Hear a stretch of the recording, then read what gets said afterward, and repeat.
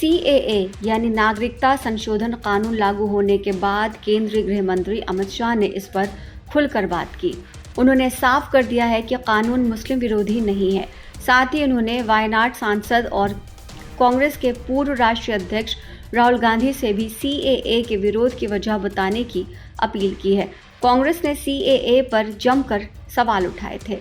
समाचार agency ANI को दिए एक इंटरव्यू में शाह ने राहुल को मंच पर आकर खुलकर CAA पर अपनी राय रखने की चुनौती दी है।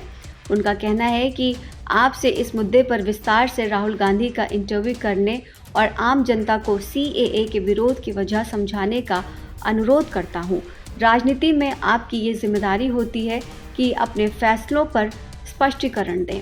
उन्होंने कहा कि अगर CAA का फैसला मेरी सरकार की जानिब से लिया गया है तो मुझे अपनी पार्टी का मत समझना होगा।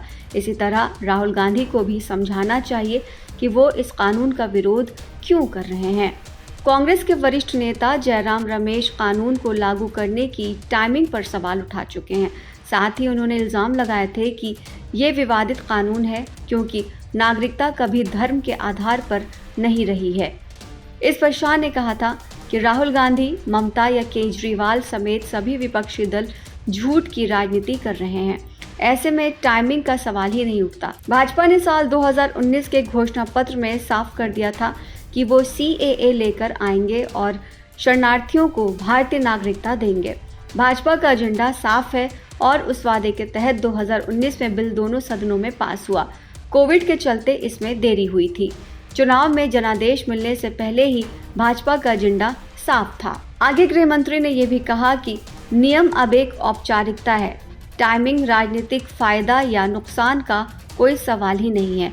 अब विपक्ष तुष्टीकरण की राजनीति कर अपना वोट बैंक एकजुट करना चाहता है। मैं उनसे गुजारिश करता हूं कि उनका पर्दा फाश हो चुका है।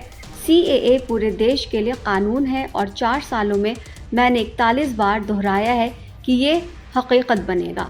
शाह ने कहा कि मैंने हाल ही में करीब 41 बार ये बताया है कि भारत में अल्पसंख्यकों की चिंता करने की कोई ज़रूरत नहीं है क्योंकि इसमें किसी की नागरिकता छीनने का प्रावधान नहीं है। ये सिर्फ सताए हुए हिंदू, सिख, बौद्ध, ईसाई और पारसियों को नागरिकता की गारंटी देता है।